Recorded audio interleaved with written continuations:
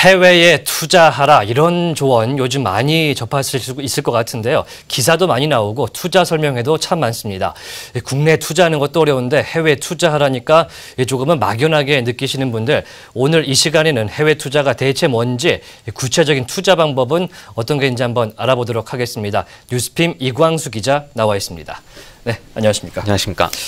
네, 해외 투자, 그러니까 문자 그대로 뭐 해외에 투자한다 이런 얘기인 건 알겠는데 자세한 내용은 또 뭐가 있을까요? 네, 국내에서 투자하는 것과 같은데요. 이제 미국과 홍콩, 중국, 일본 등의 해외 증시에 상장된 개별 주식이나 ETF, 그리고 펀드나 해당 국가의 국채 등에 투자하는 것을 뜻합니다.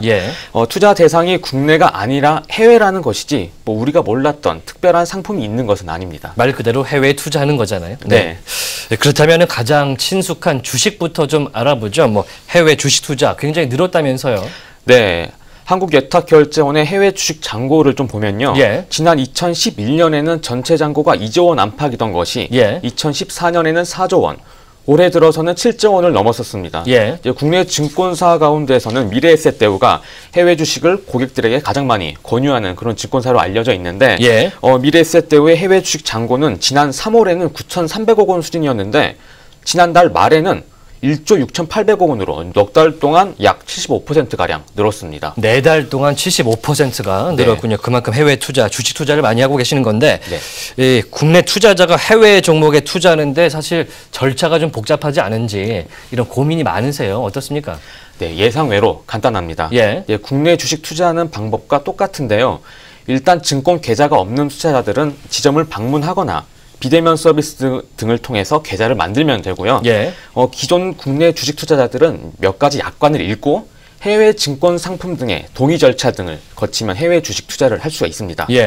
해외 주식 전용 HTS나 MTS가 따로 있는데 이를 설치하면 뭐 페이스북이나 아마존, 구글 같은 주식에 바로 투자할 수 있는 것이죠. 그러니까 기존에 우리나라에 투자하던 뭐 HTS로는 안 되고 다른 걸 하나 더 깔아야 된다. 그런 말씀이신데요.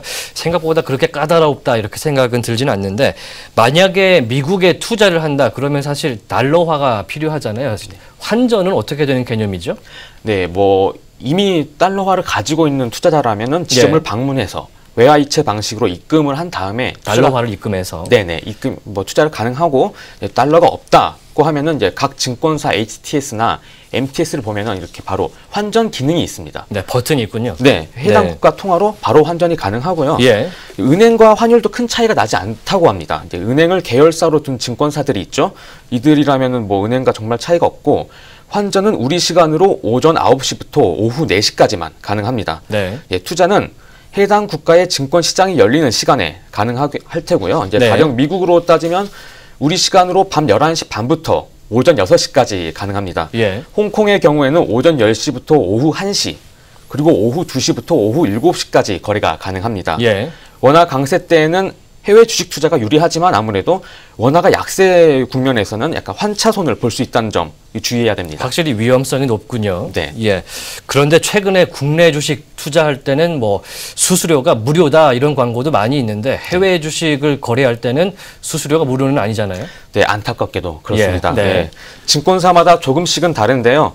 국내 투자자들이 가장 많이 투자하는 미국의 경우 매매 시 전체 금액의 0.2에서 0.35% 정도를 수수료로 내야 되고요. 여기에 0.003달러를 전산 사용료로 내야 됩니다. 뭐 중국의 경우에는 뭐 0.3% 플러스 기타 거래세까지 세금이 있고요. 일본 같은 경우에도 0.3% 안팎 수준을 수수료로 내야 됩니다.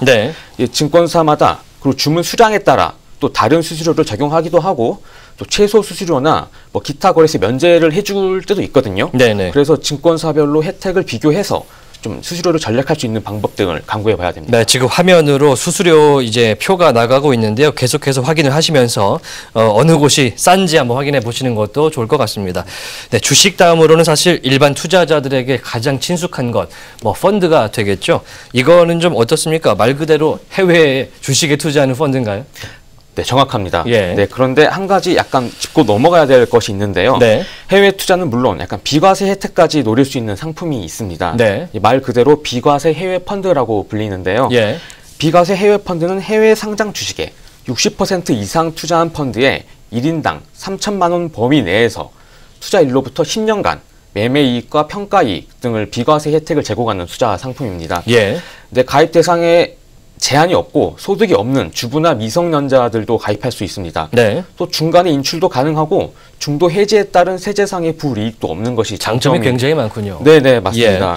그런데 이 펀드가 일몰제로 도입됐기 때문에 올해 말까지가 가입 시한입니다. 네. 그래서 올해 12월 31일 이전에 가입을 일단 해놓고 예. 내년이라도 투자금이 생겼을 때 조금씩 납입을 해놓으면 혜택을 받을 수가 있고요. 예. 따라서 지금 당장 투자금이 없는 분들도 해외에 투자할 계획이 있다, 이런 분들은 일단 가입을 하는 것이 이제 현명한 선택이라고 할 수 있습니다. 돈이 없더라도 일단 가입을 좀 해라, 뭐 네. 이런 얘기신 것 같은데, 사실 저도 예전에 펀드를 좀 투자를 해본 적이 있는데 네. 펀드 슈퍼마켓에 가보면 해외 주식에 투자하는 펀드가 굉장히 많잖아요. 네. 이게 전부 비과세는 아닌 거죠? 네, 맞습니다. 예. 정확히 확인을 해봐야 되는데 이게 해외 이름이 비슷한 펀드여도 작년 3월 이후에 나온 펀드 중에서 비과세 전용으로 나온 펀드가 따로 있습니다. 비과세 전용으로 나온 펀드가 아니라면은 해외 주식에 투자한다고 할지라도 예. 세제 혜택은 없고요. 만약 이제 세제 혜택을 받고 싶다 그러면 이제 기존의 펀드를 환매를 한 다음에 비과세 전용으로 다시 가입을 해야 되는데요. 예. 뭐 환매 수수료가 들어가는 단점이 있을 수 있습니다. 네, 오늘 여기까지 듣도록 하겠습니다. 네, 뉴스핌의 이광수 기자와 해외 투자 얘기해봤습니다.